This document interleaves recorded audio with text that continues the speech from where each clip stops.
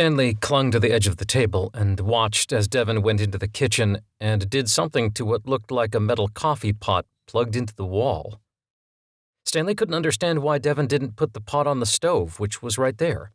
Only the pot began to rumble in under a minute, and Stanley didn't have time to explain that he didn't want coffee.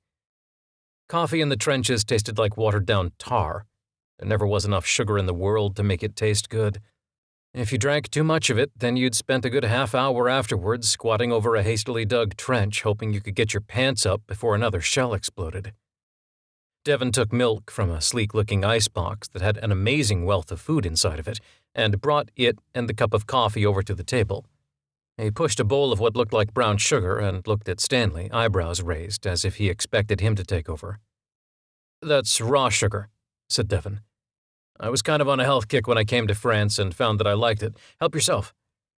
Stanley added sugar to the coffee and a splash of milk, just to be sociable.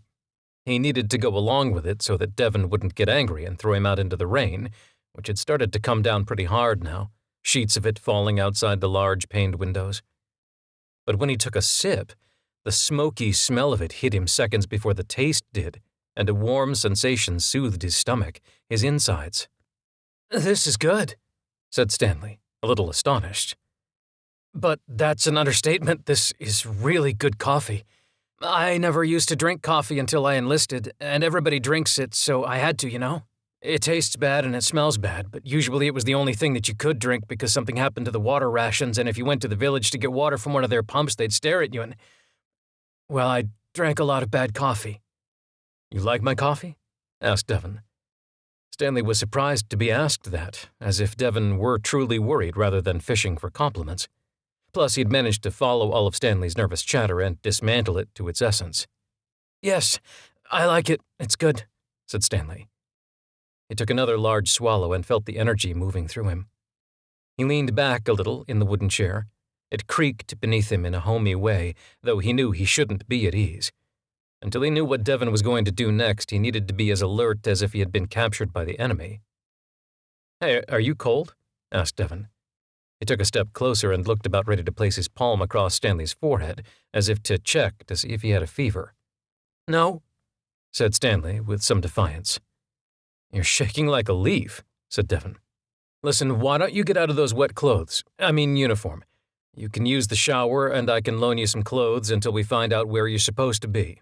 Okay?" Stanley wanted to shout that it was not okay, that he was not okay, as Devon seemed to want him to be.